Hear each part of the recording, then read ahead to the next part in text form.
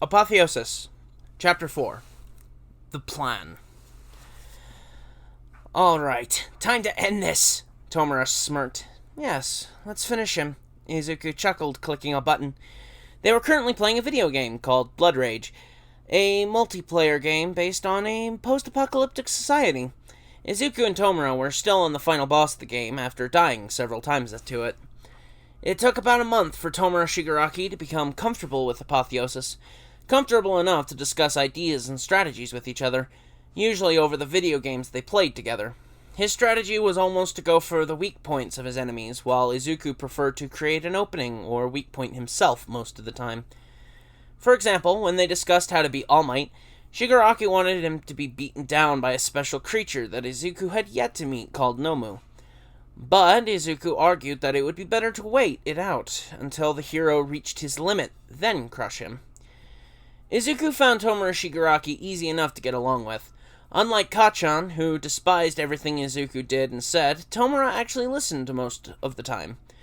Under Sensei's orders, he was told to learn everything he could from Apotheosis. At first, Izuku thought Tomura was the leader of the League of Villains, until he met the mysterious figure through the monitor screen that Shigaraki revered above everything. The man asked to be called Sensei, so, like Tomura, he too called him that. Other than a few minor orders and advice, the man left him alone. "Damn it!" Tomura growled, disintegrating his controller after they died to the boss again. Don't worry, we'll get him eventually, Izuku said cheerfully. "What makes you so hopeful?" the irritated villain asked. "When you live in a world where everything is against you, you have to remain optimistic. Even if everyone tells you to give up." "I should give up?" "No, you should give up," Izuku said in one breath. "Sorry, did I go off again?" He sometimes had moments while hanging out in the bar. Certain topics would trigger him, and he would go off on rants about how this world's hero society was so unfair. Being around Shigaraki always brought out the worst in him for some reason. Not that the older boy minded. "I need to get back to work, and you need another controller." Izuku stood up and walked over to the bar. "Kurogiri-san, could you please send me to the lab?" The villain bartender nodded his mist-body-covered head and opened a portal. "Bye, Tomura," he waved as he walked through the portal. "What is he always working on in there?" Shigaraki asked with genuine curiosity. "I don't know myself," Kurogiri said while cleaning an empty glass. "The times I've been there, I couldn't make sense of what I was seeing. Apotheosis likes to work on multiple projects at once." The lab. Taking off his white hoodie, Izuku placed over a chair and walked over to the computer. Over the period of his first month with the League, he used the money he saved up from the robberies to have equipment, computer parts, and materials secretly sent to a nearby location, and with a little help from Kurogiri and all of it transported to his new lab. After that, it took him a week to get fully set up. Back to work, Izuku smiled to himself. He loved his lab. He loved finally having a place all for him, a place he could work on all of his inventions and conduct his research. A nice little building where he could be cut off from the cruel outside world. Walking by each table, he checked up on the progress of each project. The carbon fiber armor was coming along nicely. It was a special material originally used to capture and detain villains. Izuku figured that it could be used for a thin, lightweight body armor. It was also incredibly malleable, making it easy to conform to the shape of his body.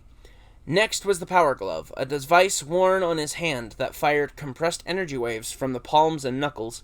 It wasn't the Infinity Gauntlet, just a basic weapon to fight with until he could fashion the gauntlet. This was powered by 8 battery cells that resembled canisters along the sides of the device that were designed to be immediately ejected should they run out, or become damaged to prevent corrosive fluid from leaking out and causing harm to him. The hover drones were pretty much finished, small flying cameras that also recorded data on quirks the same way his scouter did. These drones were equipped with lightweight metals in the body and propellers to keep them silent and unnoticeable. The whole idea was to spy on heroes and any quirk users that catches his interest. But even if the drones were caught, it wouldn't matter thanks to a special program that deleted all information should such a thing happen. No one would be able to trace it back to Izuku thanks to his brilliant foresight. Sitting in a cushioned armchair, Izuku pressed a button on the side, and a keyboard attached to a mechanical arm rose up out of the floor, situating itself in a reachable distance in front of him. A large screen then switched on, booting up his computer. Files. Typing away at the keyboard, he brought up the theoretical formula that was the basis for all his research into quirks. According to the equations for the stones to work, he couldn't just jam a bunch of quirks together. They had to fit like a jigsaw puzzle. The problem that Izuku was facing was finding the right quirks and getting a DNA sample. He did have a lead on that, though.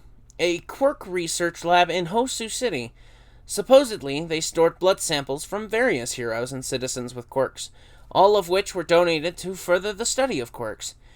If Izuku could gain access, he could acquire enough DNA samples to start working on the stones. He already had some ideas for types of quirks he needed. For the Space Stone, he needed teleportation quirks. Unfortunately, Izuku, warping quirks were very rare and hard to come by. Luckily for him, Kirigiri-san had such a quirk. His DNA would be a prime candidate for that stone. The Time Stone would be a challenge. Izuku had yet to come across a quirk that can manipulate time in any way. Until he could get into the Hosu lab and find out for himself, he had no leads on that one yet. The Power Stone, like the Time Stone, Izuku had yet to find a good lead on. There were plenty of candidates, but none that fit the requirements of creating an all-powerful quirk. Perhaps you'd have to combine a few if it really came down to it. The Reality Stone was complicated. This is where his formula would be put to the ultimate test. For this one, Izuku needed multiple quirks that allowed for the manipulation of matter. There were many quirks out there with various degrees of power and range. Even his own mother had a low-level telekinesis. Once he had the DNA samples, he just had to extract the components from their genes that allowed them to bend matter to their will, and mesh them together to create an all-powerful quirk. As for the Soul Stone, he honestly had no idea what to do. There was no measurable science that could determine what a soul was. Are the soul and mind the same thing? Just what is a soul anyway? Until he came to a conclusion, he would put that stone on hold. There was also the issue as to what to make the gauntlet out of. Regular titanium wouldn't cut it. In fact, any material he would think of wouldn't be strong enough to house the stones. Something else was required. Something new. Enough of that. He had to get his gear ready. He'd worried about the stones later. Izuku wanted to be fully prepared for what Tomura Shigaraki had planned, in case he had to tag along. Flashback. Kill All Might? Izuku stated with raised brows. You were serious about that?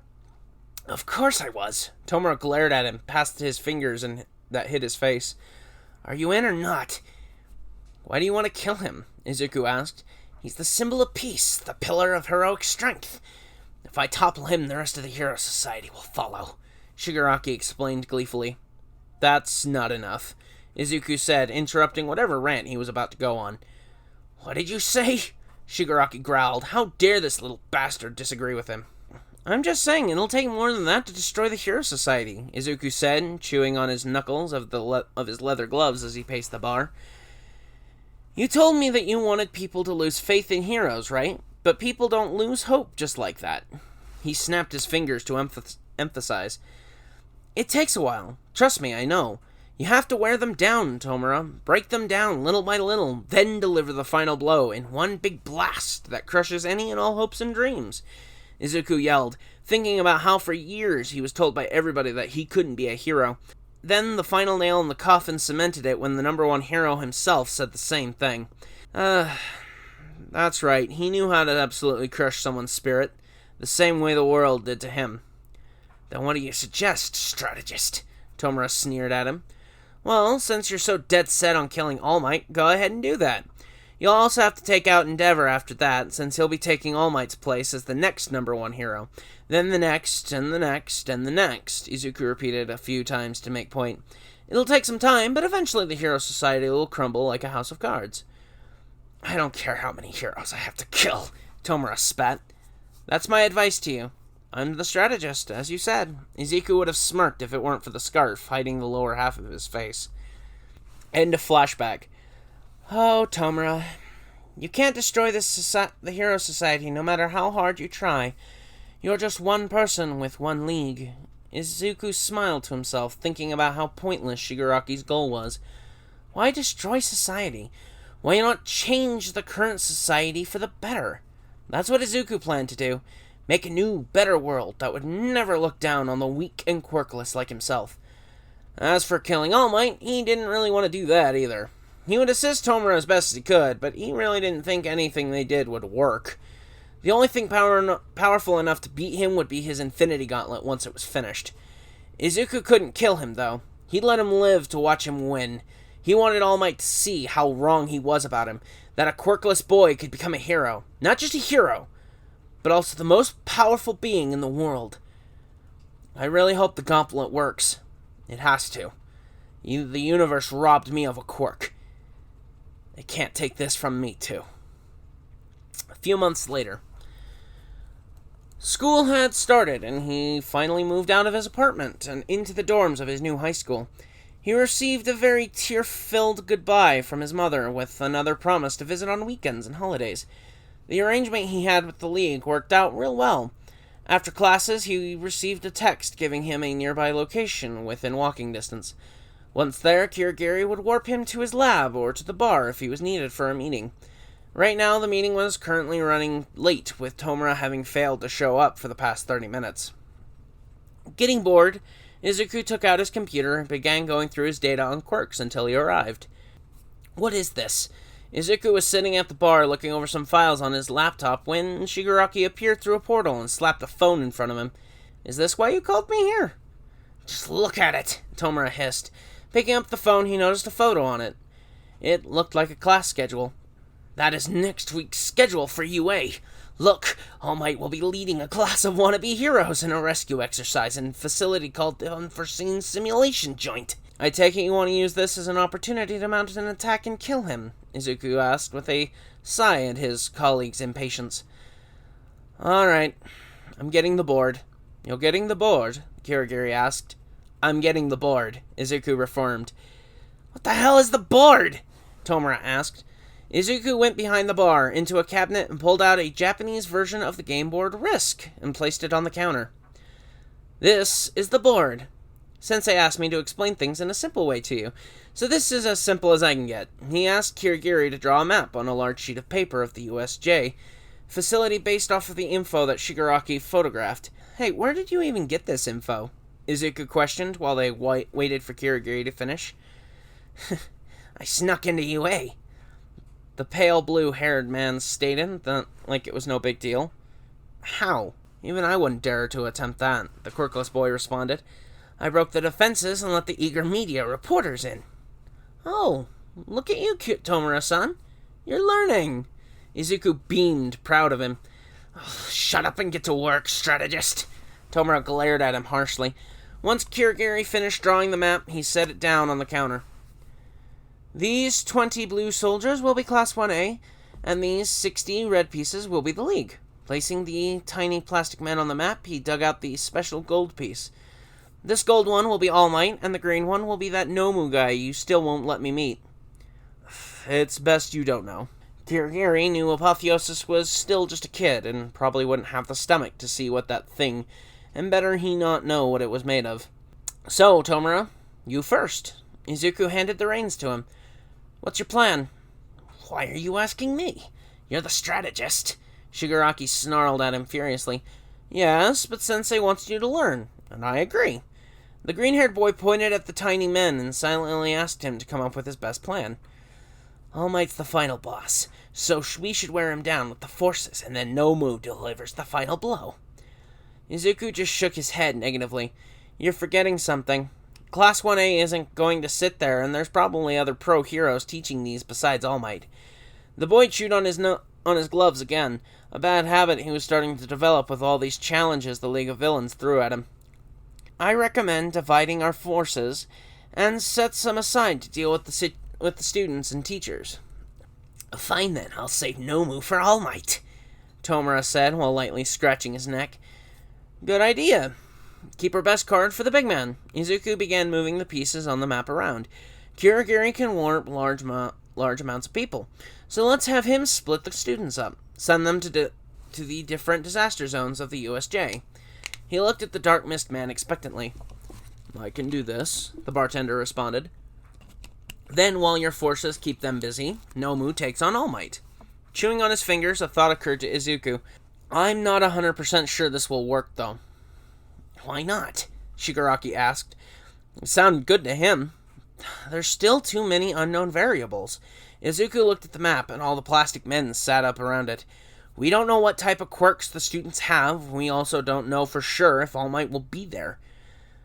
Yes, we do, Tomura argued. He's on the schedule. But schedules can change, Izuku replied. Look, you said All Might has a limit, right? Well, if that's the case, he might change his schedule around depending on his hero job. And if that's the case, he'll probably be swapped out for a different teacher. We could be doing all this for nothing. Slow down, Kirigiri told him. The boy went off speaking too fast again. Sorry, but you get my point. After a long, awkward silence, Tomura Shigaraki finally spoke. We're still mounting the attack. We won't get another opportunity like this again, he said with finality. Okay. Suit yourself. Izuku shrugged and stood up from the bar stool. He wouldn't even be there during the attack anyway. Just when he thought that, the monitor screen came on signal that Sensei wanted to have a word with them. A decent plan. But should things change, like you said, Apotheosis, it were best if you were there to advise Tomura. Of all the luck. Sensei just had to be listening in on their conversation, and now Izuku was pretty much ordered to go along with this attack. Of course, Sensei. Izuku nodded to the mysterious leader of the League. Oh well, at least he could collect data on quirks and test out the hover drones. Who knows? Maybe one of the students would have a valuable quirk that could be used to create his stones.